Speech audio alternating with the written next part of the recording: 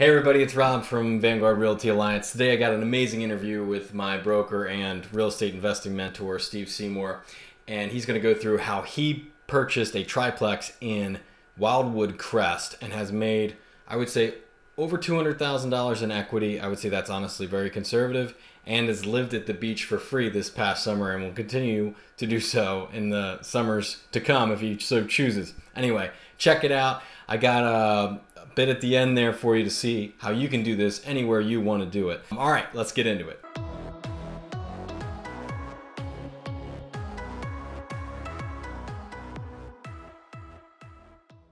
All right, Steve, good to see you, man. How you doing? Good, man. What's up, Rob? How you doing? Oh, it's a beautiful Saturday here in Westchester. Living the dream. I guess you're living the dream down at the beach right now, huh? Yeah, it's a little sad. It's a little bittersweet because it's starting to get a little chilly out there. So I'll introduce you to the audience. Steve Seymour is my broker. And Steve, how many properties do you own? I have about 12 properties with total about 20 units within those properties. Nice, nice. And I guess you're sitting in one right now, right? Yeah, this is one of the triplexes that I have. It was my first vacation rental property. It was an experiment, and fingers crossed it's going to work out well. This year seemed to turn out pretty good. So earlier this year I was definitely concerned though with COVID happening and having lots of uncertainty as to would we get any beach renters. So yeah, it's interesting, like people's perception of whether they can invest right now or not, or rent right now or not. I know that like some people are having some difficulties with tenants, but I'm hearing on the whole, like most tenants are paying. Is that true? yeah, my understanding, all the landlords I talk to, maybe say 10% is the worst that I've heard that aren't paying. But mostly what I'm hearing is the tenants that aren't paying are the same ones that weren't paying before. When you told me the story of this triplex in Wildwood Crest, I was just like blown away by what you were telling me. And I was like, man, I got to do something like this. And I got to tell people about this story so people just understand what's possible. We're going to go through some pictures showing, the before and after of this place and the transformation you guys made. And, Tiffany did an awesome job decorating the place. It just looks fantastic. Yeah, thanks, Rob. Yeah. Tell me a little bit about that triplex that you're sitting in right now. Yeah, well, I think for me, it really kind of all started was, with being on the beach with my son last year and looking at him in the sand, playing in the sand and going in the ocean thinking, man, there's really no better way to spend the summer than this. We definitely got to go to the beach. I'm not saying my parents never took us, but we were usually staying in that one-story motel, 10 minutes from the beach. And we get a couple weeks a year. I'm not lying. I'm not lying. My dad was also a sucker for deals too, unfortunately. But no, I mean, it was just being at the beach, and I love it. I feel at home in the ocean. So I was thinking, I really want to get a beach house. I started looking, and I was like, I can't justify this. These numbers are crazy. Who pays this just to come here for 10 weeks out of the year? And that's if you're lucky and you can take the time off, right? Or work remotely, which now a lot more people are lucky. So yeah, the triplex is in Wildwood Crest, and I've actually never been to Wildwood Crest before I bought this house. It's about 3,300 square feet. It's 3 separate units that are grandfathered in because it's actually single family zoning here.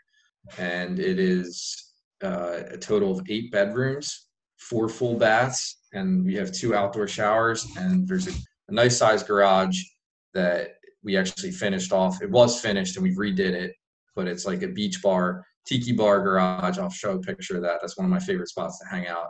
And for people maybe that don't know some of the lingo, for when we say something's grandfathered in, that means that normally like in a specific area, they'll only let people have single family houses. So you can't have a duplex, triplex. If you want to split your house, you're not allowed. But if your house is already split into 3 units, then you're allowed to keep it 3 units.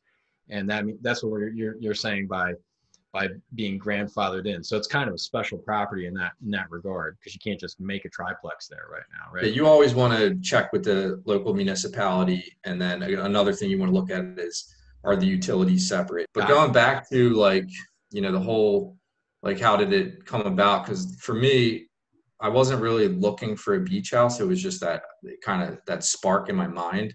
And then when I started looking at them, I actually got super discouraged because everywhere I was looking was crazy expensive. And I was thinking, I'm not going to use it all that often. So I don't want to have this property burning a hole in my pocket. Right. And I think where most people get stopped is right there. Right. And Right. not asking themselves the next question, which is, how can I make this work? With the triplex, obviously it's not rocket science, right? It's you get to you get to enjoy one of the units with a multi-unit, and then you have vacation renters paying for their vacation, but guess what? They're also paying for yours. Nice way to do it. I mean, that's one way to make it work. I'm a nerd, so I love numbers, obviously, especially when the numbers are money. Yeah. So tell me a little bit about the numbers on this place, because as I understand, you've got a really significant equity gain really fast on this spot. So tell me a little bit about the numbers. Yeah, I definitely got some sweat equity in this deal. The purchase price was actually 305. We went under contract at 305, and typically I don't do inspections, but because I'm buying in an area that I'm not as familiar with in terms of what type of property issues could come up, especially being, on sandy soil and everything, and having a crawl space, not a basement, because I know I can learn a lot when I go in a basement of a house, but I did not want to get down in that crawl space, at least not that day. I didn't feel like doing it. So I paid an inspector to get down there. We got it under contract at 305. I renegotiated, which a lot of agents will say you can't do, which you can. It's unlikely because it was a bank-owned property. That's why I say it's unlikely that bank-owned properties typically inspections for informational purposes only. That's usually what it is. And it's very difficult to get them to come down. But I was able to renegotiate $16,000 off from the inspection report. And that was mainly hinging upon the plumbing. The plumbing was really shot, and some other repairs. But so we renegotiated. Actual purchase price settlement was $289. The rehab, I'm floating right around 110. I'm over that, and I'm also excluding the furnishings from that. So furnishing the property, that's personal property, but 110 for the rehab. How much do you think furnishings were? We did it very, Tiffany, she did a great job at, keeping the cost low and making it look nice. I don't know exactly, but I'm going to say we were under 20 for all 3 units. Okay. It's a significant amount of money to think about, at least because you've got to furnish it if you're Airbnb-ing it out. So it's not like, Yeah, it's definitely, the upfront cost is a little added, cost in there, but you'll kind of see how you can recoup it pretty quickly. I'm going to say with everything, with holding costs, closing costs, rehab costs, I'm all in right around 450. Okay, makes sense. Yeah. So you're in for 450. And what do you think if you were to put this on the market right now in its current state? What do you think you'd get for it? This is a harder property to comp, and I was looking at the comps. The single families are flying off the market, and there's not a lot of multifamily because this is grandfathered in. So all my neighbors are single family, and the one directly across the street is 900 square feet, and that sold for $350 in one day on the market. It's a 2-bedroom. That's unbelievable, man. It's unbelievable. Basically no driveway, no garage, no yard. Wow. So if I did that same price per square foot, this property would be 1.2 million, which is unrealistic. It's not even close to that. But just to give you an idea of price per square foot of what stuff is selling for, realistically, I think that this would conservatively sell at 650 within a week, but I think ultimately it could go for 700, 725. Okay. So if let's say let's just say 700, 700 minus 450, that's 250. I'd say, okay, conservatively 200. And when did you buy it? I bought it almost a year ago. Okay. So 1 year to kind of turn it around and make 200 to 250, maybe even 275 in that equity gain right there. Yeah, it's definitely a nice equity play. Now, I will say I did a lot of the work myself. I used to do a lot of work myself, and I got away from that completely. But during the COVID lockdown, you were in real estate. Tom Wolf said, you can't sell houses. Not really, but we weren't allowed to go out and physically show houses. Right. And as much as you can do virtually, we were locked down. Right. So I was like, what can I do? How can I be productive? And I had this renovation shore property sitting there with contractors giving me excuses and not showing up. I figured I might as well go down there and get some things done. So I did save a decent amount of money by doing it myself. But I think a lot of people that are going to do this kind of thing with their short property, they're going to probably do a lot of work themselves anyway. So it's not, I don't think it's really unheard of to do a lot of this kind of stuff yourself. Let's say I save $50,000 by doing it myself, which is probably realistic because I did a lot. That's still, you still have at least $150K in equity there. Yeah, that's fantastic. So, I mean, when you look at this deal, it's like, okay, 289, 110 into it with furniture and all that stuff, holding costs, interest on your loan. Because I believe you borrowed 100% of the money for this. Is that correct? I did. I borrowed $400K. And you put nothing down, borrowed $400K. Correct. And made $250,000 in 1 year with zero down. Yes. And it was a private loan, relationship-based loan, which is another thing to talk about because that's the number one thing that comes up. Like when you were talking about buying, the whole reason this whole conversation came up is because you were talking about buying a Florida property and you're saying, you guys aren't ready, basically. It's really what I was hearing. But ultimately, and it's usually we don't have enough money in savings yet but mostly it's just fear. 9 times out of 10, it's fear of the unknown, how to make it happen. So like most people say, oh, well, I don't have enough money. Well, you're just using that as a scapegoat because realistically, I had the money, but I didn't have to use my money. I used someone else's money and anyone can do that, but they have to take the steps that, necessary to go and ask other people to lend them money or to invest with them or partner or joint venture or use a hard money lender, whatever it is. Most people just stop right away because they think they don't have enough money. Yeah, so much about this is mentality. And I mean, I know even you, like as an experienced real estate investor, you had some fears going into this process. You weren't sure how it was going to work out. And I'm scared about what I'm trying to do in Florida right now because you called me out and I'm like, okay, now I'm gonna do it. But I mean, here's the way I look at it, Rob. Life's too short, right? It's too short to not go after the things what you really want.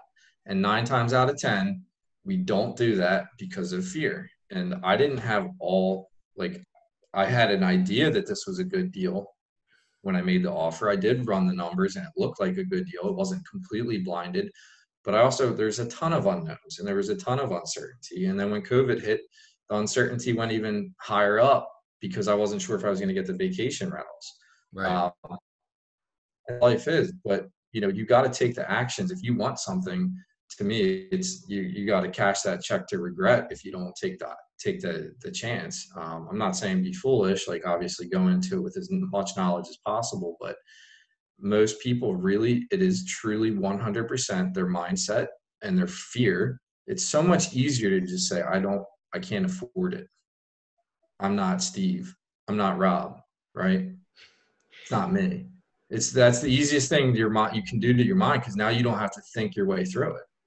Well, my excuse when I don't want to do something is I'm busy. Exactly. Whatever it is, it's just usually. So we say we want something, and then we come up with an excuse, and we fight ourselves as to why we can't have it. It's basically what we do. Yeah, that's true. I mean, so when you look at a deal this fantastic, I mean, how did you find this deal? It was on Zillow. I called the listing agent, went direct to the listing agent. I wasn't licensed there at the time. Now I'm a licensed broker here. So, I would have went direct, bought it through our company, Vanguard Realty Alliance, but just looking on Zillow. And even as a realtor, I'm guessing you didn't really care about the commission part of it. It's more about. No, I didn't care about the commission. That's, let her get the commission. Yeah, I'm sure that helps.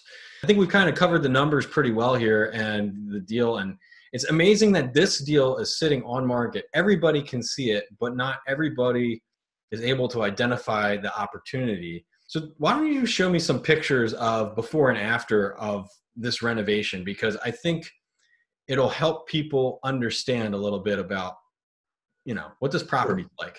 Yeah, I think a lot of people just don't have the vision of what something could be, and they get really turned off. I mean, this property needed some work, so it's definitely not for everyone to do this. But if you have the vision and you can see it, or if you have a realtor that can help you understand what that looks like and what it would cost to make it happen, then then you can start seeing the pieces of the puzzle. So I'm going to screen share.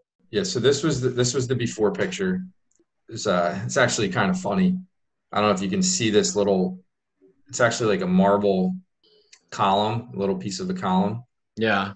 Apparently that was Trump's from one of his casinos.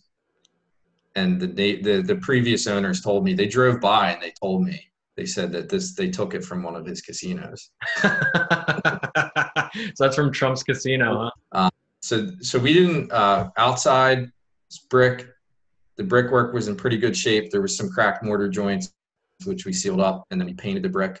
I did do a new roof, and I did new windows. The windows I didn't originally anticipate on doing because they were vinyl, but by the time I went through it all, there were so many broken seals and windows that really didn't open and close properly. I just did all new windows anyway. So this is what it looks like now. These are all cell phone pictures.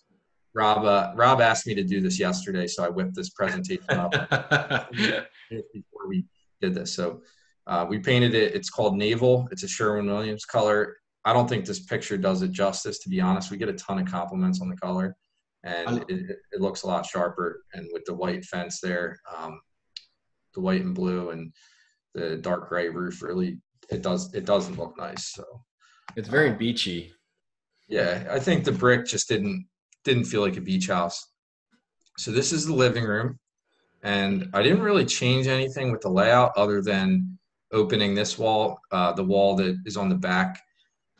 That opens up to the kitchen. We did open that up. Okay. So I'll show the next picture. The carpets were obviously not my favorite color. You didn't keep those? I mean, come on. No, we didn't keep them. And if you notice, there's really no lights in the ceiling. You'll see on the next picture, we put in all recessed lights. Whoa. Hold on a second. That can't be the same space, man. It looks so different. Yeah, it came out nice. It was it's a little bit of a different layout because you have all the bedrooms coming directly off the living room, but there was no easy way to change this without creating major hallways and wasting a ton of space. So I love the layout now that I'm used to it. So we have 4 bedrooms, 4 bedrooms, 2 full baths in this unit. Wow. And this is actually the fireplace. I'll go back to the other picture. That's the same fireplace. The stone was in great shape. It was just that when we finished everything, the stone looked dingy compared to everything looking so fresh and new. Right. So we painted it white, and it came out nice. Yeah, it looks fantastic. Yeah, this is a beautiful yellow bathroom. I guess that was in style at some point. I don't know. It's like 4x4 tiles. It has the drop ceiling there. Yeah. Why do people put in these drop ceilings in places? I go in these old places, there's drop ceilings in there. I'm like, I think what they did here was you could see the exhaust fan in there. Yeah. I think they did it because the plaster was cracking on the ceiling, and then it was an easy way for them to run the exhaust fan vent and give them some space to get to the outside wall. I think that's why they did it in this bathroom in particular. But we gutted this bathroom completely, and that's what the bathroom looks like now. So it's tiles actually has a cool little pattern to it. It has some blues in there. This vanity, the picture again is a cell phone picture. It doesn't really clearly convey, but that's like that dark blue, and we did the gold finishes. I see that the gold with the blue is definitely coming in style now. Like I'm just noticing that. Yeah, I think it came out real nice. The challenge is you have to buy all the gold finishes from the same place because a lot of them they deviate a little bit from gold is not always gold, right? Exactly.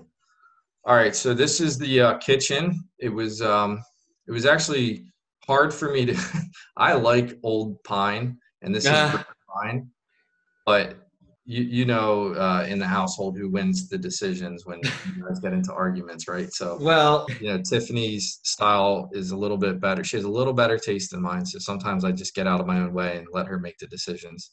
that's why we have good women in our lives, because they help us not do things like this. But I mean, if it was my house, I would have just probably cleaned the floor, used the microwave. I just, I'm just kidding. No, but she came up with the idea, and we actually flipped the kitchen to the other side of the room because there was a window, but it looked the whole room was pine. And again, we did the blue cabinets, tile backsplash, and then quartz countertops. That thing just looks so different. Like how can that be the same house? Yeah. Well, I promise you it is. And you can see the beams at the top, so you can see these same beams. Right, yeah. Across. We kept them. They're not, it's one by material that was wrapped around the rafters, and we just painted them. So this is the garage. This is one of my favorite spots to hang out, just because I get a little peace and quiet sometimes out there. And, it's a nice, you can't see the garage door, but it has a lot of light, and right in this picture, it's open. So you kind of have the indoor outdoor space, and it's just a great spot to hang out. I think I could definitely see like a foosball table in there in your future, something like that. We maybe do that. That looks awesome, man. Yeah. So, I wanted to get more pictures. We actually still have guests in both of the other units, so I didn't really take any after pictures. I know you said you were going to post a link to the Air BnB, so you get to see the other two units. So the unit I just showed you is ours, and that one, again, has 4-bedroom, 2 baths, but then we have a 3-bedroom, 1 bath upstairs, and then we have the 1-bedroom, 1 bath efficiency. Yeah, I'll definitely put a link to the Airbnb down in the description down below if you want to check it out and see. And even if you want to rent it, hey, you want to go to Wildwood Crest and spend some time there. I stayed there personally. I think I was your first you were tenant. You were our first tenant. Yeah, my wife Marie and my baby Jude, we hung out in the efficiency unit. I thought it was beautiful, man. Well done. So people can check that out if you want to see more pictures in the description down below. All right, so going back to the numbers, let's talk about the rental income. We decided to not rent our unit at all. And to me, that was the big thing with getting a multi-unit, because I've talked to so many people that buy vacation rentals, and especially at the Jersey Shore, if you talk to people, they say you only get 10 weeks of rental, which is not true, because we've already proven that wrong. You can definitely get more than 10 weeks. But you do get the 10-week peak season, which I would agree with. If you have to rent your house 8 weeks to cover the mortgage and you only get 2 weeks, is it really worth it? I don't know. But for us, we were able to use our 4-bedroom unit all summer. Wow. And still get $32,000 in rental income, and it's still coming in. And we still have more bookings. And we actually posted this. We posted on Airbnb we didn't put the listing up till mid-June, so we lost a couple weeks there. And we also went low on the price. We booked up right away. So we know we went low, and we could have went a little higher. I think this property with our unit would have basically doubled, because our unit would rent for the most amount, since it's 4-bedroom, 2 bath. And I think we could have easily got $60K in rental income. Yeah, I'd even venture to say 70 if you take all that into account, because you probably could have rented it for sometimes in April, May, June. I mean, I wouldn't be surprised if you could easily have hit 70K. And I mean, when you look at the valuation, if you're thinking, hey, you're pulling 70K in income, 700,000 for the property makes sense, So I just did some rough math, and if I do, the refi, if I don't cash anything out, and I do 450, assuming, I pay off the private lender, right, and then pay back myself the 50K, if I'm a total of 450, that principal, interest, taxes, and insurance will be about 2,800. So that's about the annual cost. I'm excluding maintenance and repairs, but just principal, interest, taxes, insurance, the major expenses, right? And then this was our earnings. And again, we missed some time. So you can see So you can see, I mean, it's basically covering itself the first year. Yeah, it's pretty amazing. So you basically got a 200 to 250K equity gain, and you get to live at the beach all summer for free while somebody else is paying for it. And I mean, and if you did decide, oh, hey, I want to get another beach house somewhere else next year, you could rent out the other side and you're making like 30 grand a year. Yep. That's the way I look at it as well, Rob. Not too bad.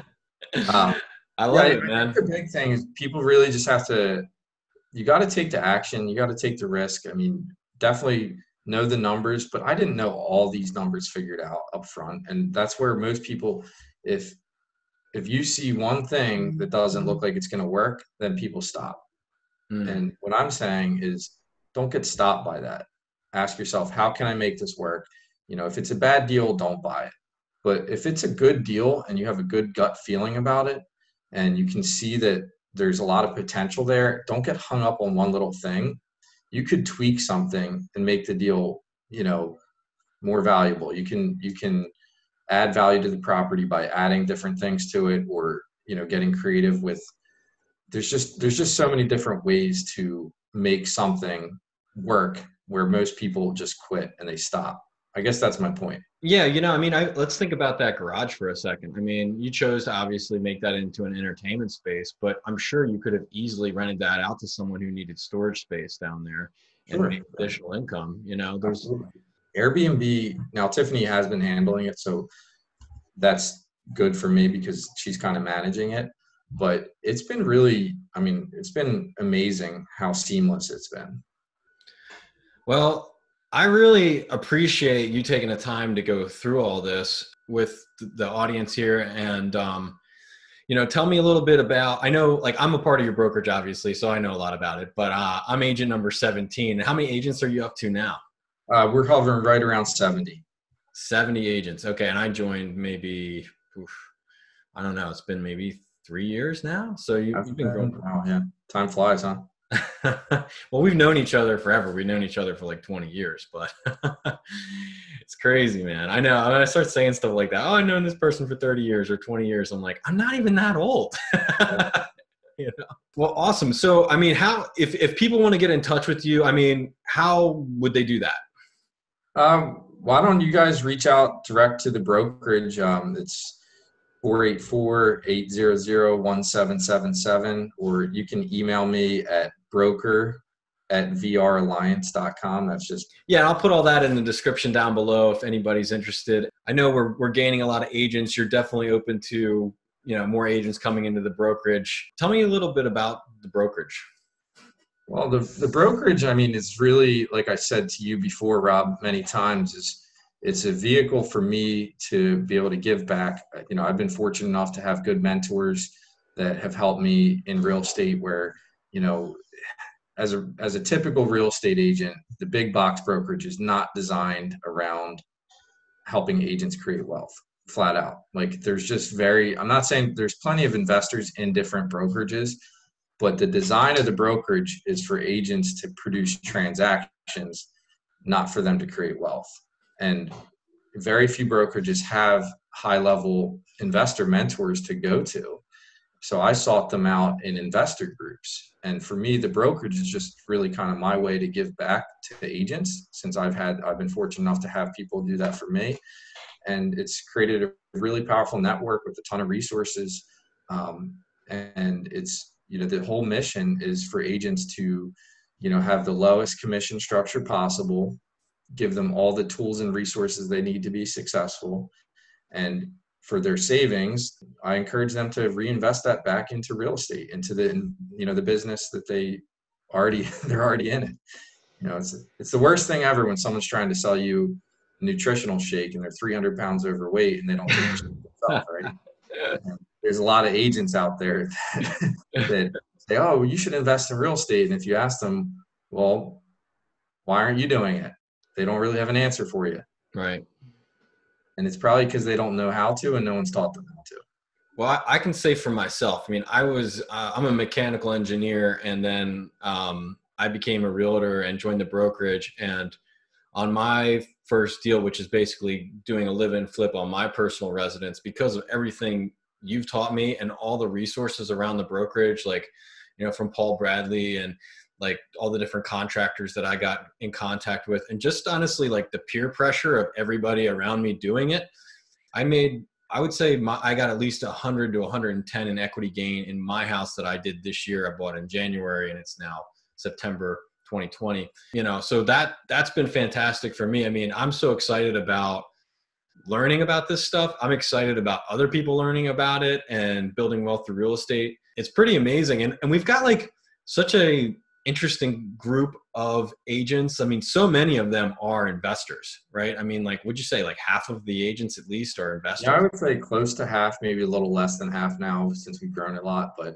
you know, definitely the core base is an investor focus. I remember one thing you said before. You said, Steve, I feel like I'm getting peer pressured into being successful. Yeah. I said, that doesn't really sound like such a bad thing, does it, Rob? No, I it's better than drugs. You know, it's just that old saying, it's who you surround yourself with. And 100%. we've created that network. And, you know, I think, sure, the brokerage is a business and I make money off of it and all that, but the real heart of it is truly to give back and help others create wealth. That is the point of the brokerage. Yeah, I know. You know, I have to say, it's like, I love the 100% split. Don't get me wrong. You know, that's great. But the real value is not that. It's awesome to be able to operate like that. And I know you're licensed now in New Jersey, Maryland, Delaware, and Pennsylvania. The group we surrounded ourselves with, I mean, actually, I think it's even, for me, it's one thing, to learn about the investing side, but I kind of think like real estate investing, like it is starting a business and it does grow you like personally. Like there's a lot of personal development. And I know you're huge on personal development, but for me, like I've had to like humble myself and be the smallest guy in the room, you know, and that's been somewhat interesting because I was always like, oh, I went to Cornell and I'm so smart and blah, blah, blah. But then it's like I get around all these people doing things so much bigger than me. And then I'm like, oh, like I've been thinking so small. Anyway, I mean, this has been a ton of value, but all right, well, I won't bore everybody. That's great to hear. No, it's great because that's the whole point. So the fact that that's happening for you, I'm super happy for that. I'm thrilled to see you in your house there with your baby and your wife, and that you were able to create that for them while making it an investment, right? Like how many people, right? It's very unlikely that your primary is an investment for most people. But you made it work that way, where you created $100K in equity. Yeah, I mean, a lot of people say, well, your primary residence actually isn't an investment. But for me, it was. And I've seen people in our brokerage, like our friend Vince, who I'm going to do another video with, do the live-in flips. And he moves every couple years and levels up. And I mean, just awesome learning about strategy. It's an amazing strategy. Yeah, I mean, it is. And it's just like, oh, and then like, starting to understand like, okay, well, you made 110 and you access that money through, let's say a home equity line of credit, but you don't pay taxes on that money. It's so, it's just a powerful tool. You can make a few small moves, change your financial future by making smart decisions. And if you don't know about them, how are you supposed to make them? And if the best way to know about them is to surround yourself with people that are doing it. I mean, it's very simple. Yeah. And so it also instills the confidence. It's once you see, oh, Vince did this, you see that person, right? And you relate to that person and you say, I can do this. And that's so powerful. He's my friend. It's like my buddy. When everybody else is making hundreds of thousands of dollars, you better do it too, or you're like the loser of the group, It really just comes down to what do you want? Right. And creating that life of your dreams for yourself and your family. That's really what it is. It is. It almost sounds cliche, but it's true. And I've been really blessed to be a part of this. I'm very grateful. Again, if people can't get in touch with Steve, you're also welcome to talk with me about my experience at the brokerage, and I can get you connected. That's not a problem as well. And another part of my business is I help people find investor realtors all over the country. So if you're looking to invest anywhere and make this happen for you anywhere, if you like, Lake Michigan, if you like Florida, I'm doing this right now in Florida and tapping an agent network. If you find the right people, it makes this so much easier, especially if you're a little less experienced. You know, I've kind of adopted your build wealth through real estate mentality for my clients. And, you know, I just want people to know that I'm here as a resource for them, and you're here as well. And I have maybe a little more time than you do, since you've got, like, you know, 17 businesses, but you know, I'll put my information Really down 3. below.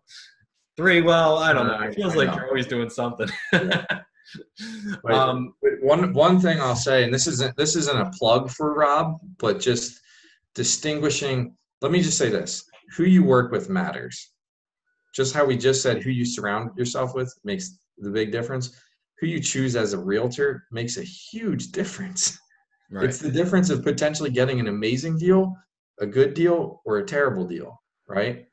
And having someone that is data driven and understands real estate and construction knowledge, which Rob does, is so valuable.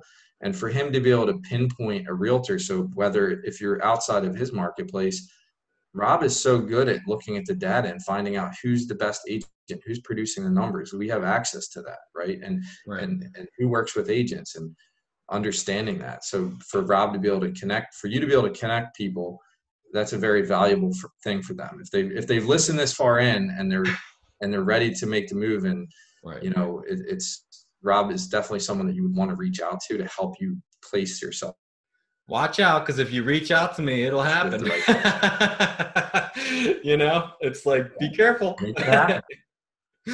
All right, Steve, thank you so much for your time today, man. I appreciate it so much. I know you're a busy guy. I appreciate you taking time away from your family to do this. And no problem, Rob. I appreciate you giving me this opportunity to share the story. All right, man.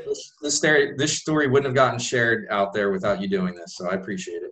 All right, man. We got more stories to share, so stay tuned, everybody. Subscribe to the channel, like the videos. I really appreciate that. We're growing this channel, and we're going to help people build wealth through real estate in the Philly suburbs and all across the country. All right. Have a great day. Bye-bye.